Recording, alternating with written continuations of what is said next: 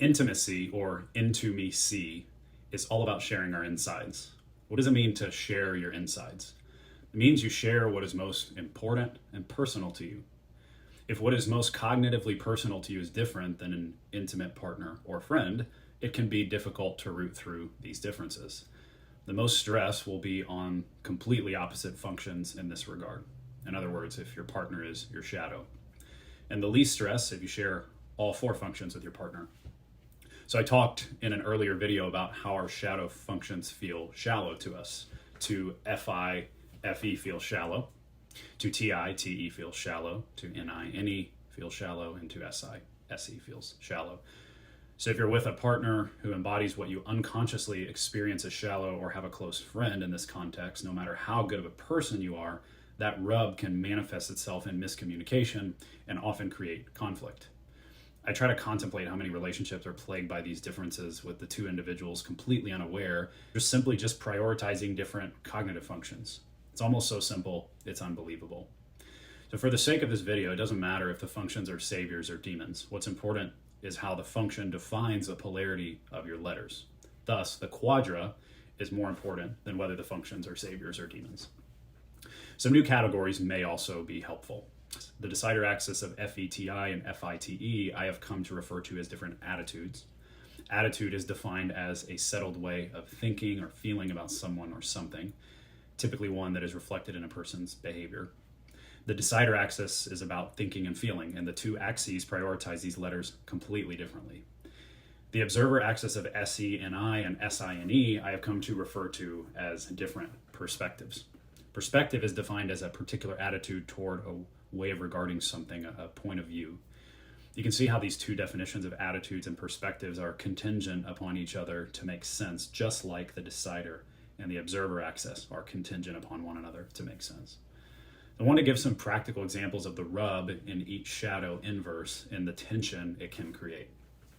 So let's talk about the tensions between different attitudes and perspectives. And let's start with the attitudes.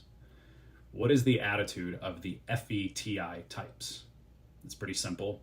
It's work and solve problems alone and share feelings and emotions together. What is the attitude of the FITE types? It's resolve feelings and emotions alone and work and solve problems together. Those two attitudes are so drastically different. So what happens when the two try to interact? Well, when things are calm, all can seem status quo, but under stress, there's going to be numerous misfires in many cases. The FITE doesn't understand why the FETI wants to share emotions, while the FETI misunderstands why the FITE is trying to resolve problems collectively. The hard reality is that we can't change these ego structures. So what about the different perspectives? What is the perspective of the SENI types? Simple. We chaotically gather facts and narrow them down to a cohesive worldview and concept of reality. What is the perspective of the SINE types? We chaotically gather worldviews and narrow them down to cohesive facts about the world. These two perspectives are drastically different. So what happens when the two try to interact? Well, again, when things are calm, all can seem status quo, but under stress, there can be numerous misfires. The SINE doesn't understand why the NISE is so serious about the world, while the NISE fails to comprehend how much sensory chaos stresses the SINE. Both are willing to accept chaos, but in much different arenas. Both have different thresholds for understanding and making sense of the world. These emotional thresholds can create stalemates.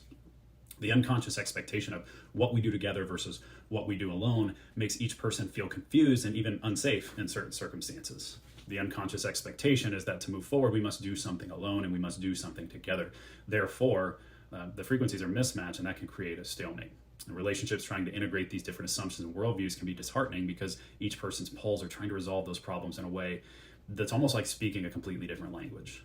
And while the same language may be spoken by the two individuals attempting to resolve the difference, the emotional and nervous system ties to the functions and the assumptions underlying them are typically more immovable than we realize. So what's the implication of this? One, there are certain people who will naturally understand you more than others. Everyone can't do everything as well as everyone else. And while this seems obvious, we often apply unrealistic expectations and pressures that every relationship should be capable of giving us what we need in every sphere. And this is a losing game. It's a zero-sum game that's not based in reality. Second, we need to be mindful of what sort of people we let get closest to us. There are certain connections that are safer than others. And while we should have the capacity to interact with all different sorts of types, communication between someone who speaks the same language as us, having the same attitudes and perspectives, will naturally flow and be more reciprocal than having to put so much energy into constantly translating for one another. And that's going to add just additional emotional stress to any relationship. So to be clear, it's not that someone cannot have an intimate relationship with a partner of their shadow. It's simply that they need to count the cost of the implications on the relationship and the long-term strain on the communication that will be required to make it work. The major point is that the stress between what is intimately personal and what we take seriously and what is impersonal and what we flaunt can create great tension in relationships, often much more than we're even conscious of. So I hope this video was helpful in considering how the attitudes and perspectives of functions can influence all sorts of relationship dynamics, and we'll see you guys next time.